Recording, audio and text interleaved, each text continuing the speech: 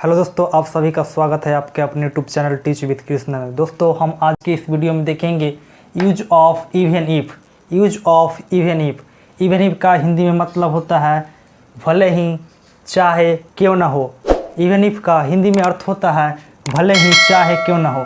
अब देखिए, जब वाक्य में दो भाग हो, एक भाग में भले ही चाहे क्यों ना हो रहे तथा दूसरे भाग इसके ठीक विपरीत हो, तो हम इवन इफ का प्रयोग कर वाक्य का अंग्रेजी अनुवाद करते हैं।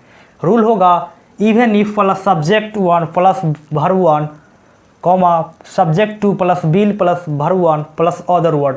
आप इसको इस प्रकार भी लिख सकते हैं, subject two plus will plus V one plus other word plus even if plus subject one plus V one plus other word. जब हम इवन इफ का प्रयोग बीच में करेंगे तो कॉमा का प्रयोग नहीं करेंगे, और जब हम इवन इफ का प्रयोग वाक्य के शुरुआत में करेंगे तो हम कॉमा का प्रयोग करेंगे। चलिए यहाँ पर कुछ एग्जाम्पल देखते हैं। तुम भले ही मुझे पीटो मैं तुम्हें नहीं पीटूंगा। तुम भले ही मुझे पीटो मैं तुम्हें नहीं पीटूंगा। तो कैसे अनुवाद करेंगे? लिखेंगे पहले इवन इफ, उसके बाद सब्जेक्ट वन तुम, क्या होगा? Even if you beat me. अब देखिए, यू के साथ क्या लगेगा? Verb one, you beat me. उसके बाद सब्जेक्ट टू, मैं तुम्हें नहीं पीटूंगा। तो क्या होगा? I will not beat you. इस प्रकार इसका अंग्रेजी अनुवाद हो जाएगा even if you beat me I will not beat you. भले ही तुम मुझे पीटो मैं तुम्हें नहीं पीटूंगा। चलिए नेक्स्ट सेंटेंस, तुम टैक्सी क्यों ना पकड़ लो फिर भी तुम्हारा ट्रेन छूट जाएगा। तुम टैक्सी क्यों ना पकड़ लो फिर भी तुम्हारा ट्रेन छूट जाएगा। तो इसका अंग्रेजी में अनुवाद होगा even if you take a taxi फिर भी तुम्हारा ट्रेन छूट जाएगा। तो क्या होगा? You will still miss your train. इस प्रकार इसका अंग्रेजी अनुवाद हो जाएगा even if you take a taxi you will still miss your train. भले ही तुम टैक्सी क्यों ना पकड़ लो फिर भी तुम्हारा ट्रेन छूट जाएगा। अब देखिए, ये भले ही तुम मुझे पीटो मैं तुम्हें नहीं पीटूंगा, इसको इस प्रकार ही बना सकते हैं। सब्जेक्ट टू, तो क्या लिखेंगे? I will not beat you. उसके बाद even if you beat me, इसको इधर लिख सकते हैं और इधर उसको उधर कर सकते हैं, और कॉमा को क्या होगा? रिमूव करना यानी हटाना होगा। चलिए नेक्स्ट सेंटेंस देखते हैं। तुम मुझे क्यों ना भूल जाओ मैं तुम्हें सदा याद रखूंगा। तुम मुझे क्यों ना भूल जाओ मैं तुम्हें सदा याद रखूंगा। तो इसका अंग्रेजी अनुवाद होगा even if you forget me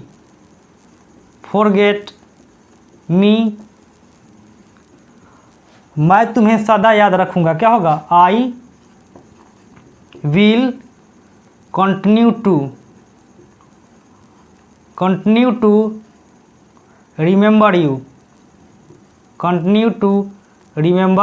you. आप चाहे तो कंटिन्यू की जगह पर ऑलवेज का प्रयोग भी कर सकते हैं कि इसका इस प्रकार अंग्रेजी अनुवाद हो जाएगा even if you forget me I will not continue to remember you. तुम मुझे क्यों ना भूल जाओ मैं तुम्हें सदा याद रखूंगा। चलिए नेक्स्ट सेंटेंस, मैं गरीब ही क्यों ना रहूं मैं बेईमान नहीं बन सकता। मैं गरीब ही क्यों ना रहूं मैं बेईमान नहीं बन सकता। तो इसका अंग्रेजी अनुवाद होगा even if I am poor I बन सकता। क्या लिखेंगे? I can not be dishonest. I can not be dishonest.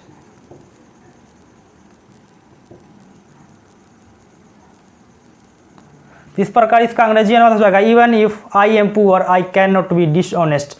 मैं गरीब क्यों ना रहूं मैं बेईमान नहीं बन सकता। Even if I am poor I can not be dishonest. चलिए नेक्स्ट सेंटेंस देखेंगे।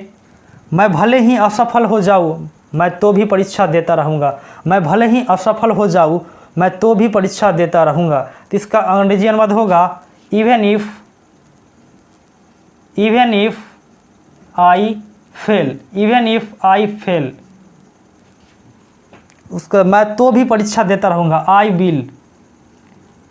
विल कंटिन्यू टू, देखिए यहाँ पर देता रहूँगा क्या है, जारी रहेगा, एग्जाम देना क्या रहेगा, जारी रहेगा। तो इसलिए I will continue to appear at the examination, परीक्षा देना क्या होगा, appear at the examination, appear at the examination.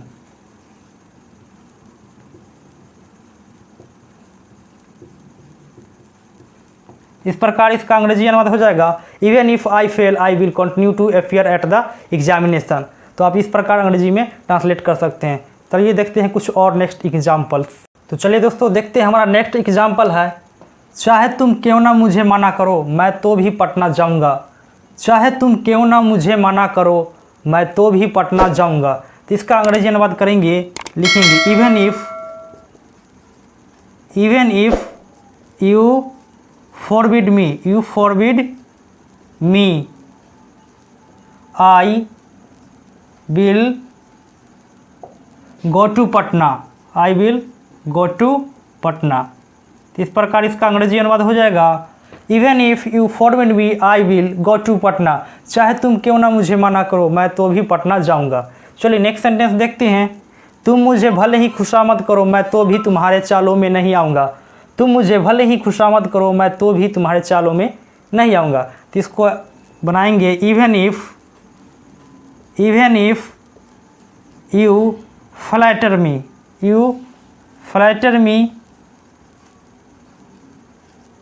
I will not take इन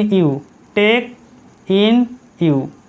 देखिए चालों में आना, जिसका अंग्रेजी में नहीं होगा टेक इन। इस प्रकार कर सकते हैं आप, इसको नेक्स्ट रूल के सहायता से बना सकते हैं, नेक्स्ट स्ट्रक्चर की सहायता से। सब्जेक्ट टू आपको क्या करना है, इसको पहले लिख देना है, लिखेंगे I will not take in you, और उसके बाद कॉमा हटा देना, उसके बाद लिखेंगे even if you flatter me.